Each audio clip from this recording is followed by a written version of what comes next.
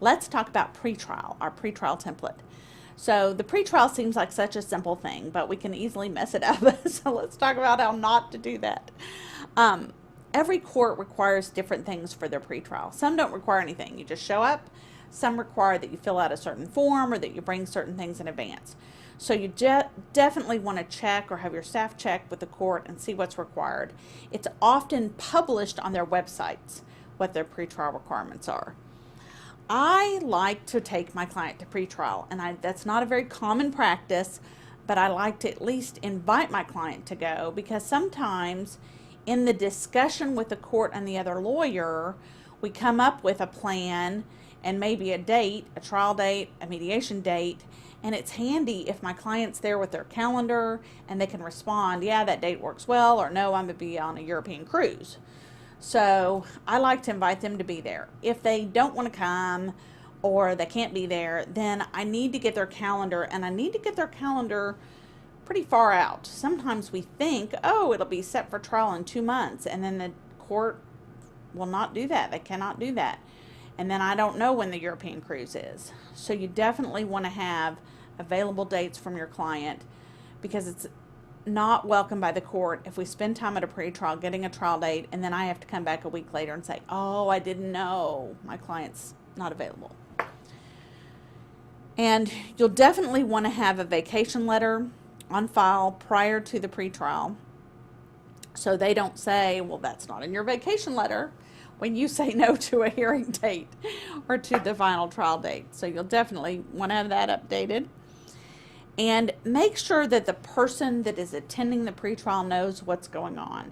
It's frustrating to the judges when we send a junior lawyer and the junior lawyer is clueless, and the court's trying to discuss a little bit of the merits or the facts of the case, maybe trying to give us some guidance, maybe trying to talk about what's left to do discovery-wise, do we need a social study? And if that lawyer is really not equipped to have that conversation, you might be losing a great opportunity.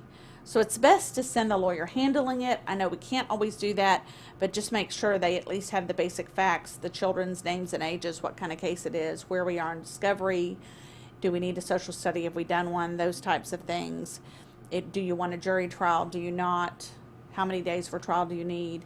I mean, how horrible when you're the junior lawyer and the judge says, how many days do you need for trial? And you say, I don't know.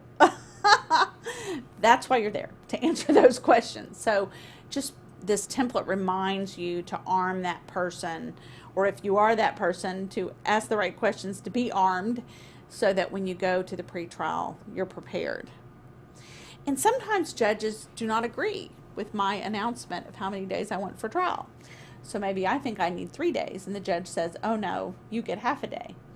Well, to protect yourself on appeal, in case you were to need to appeal that, you need to file a motion for additional time for trial with the court. And if you see that coming, if you've already had enough conversations in this case with the court to see that coming, you might just go ahead and bring that with you to the pretrial.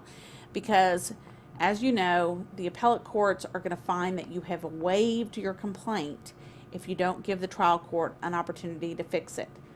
And I've had success, actually, with this motion, and I have gotten additional time for trial in cases where the judge was frustrated with the case.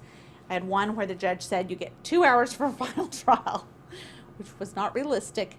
And so on a separate occasion, I filed and set a motion for additional time, and I put onto the court a detailed listing of the reasons we needed more time for trial, and it ended up getting 2 days instead of 2 hours.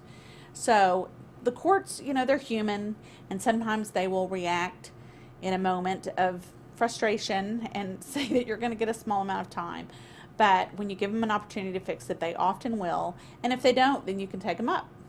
And you could even probably mandamus that issue once you have a ruling and a signed order denying your request for additional trial time. So this is our template to get you ready for your pretrial.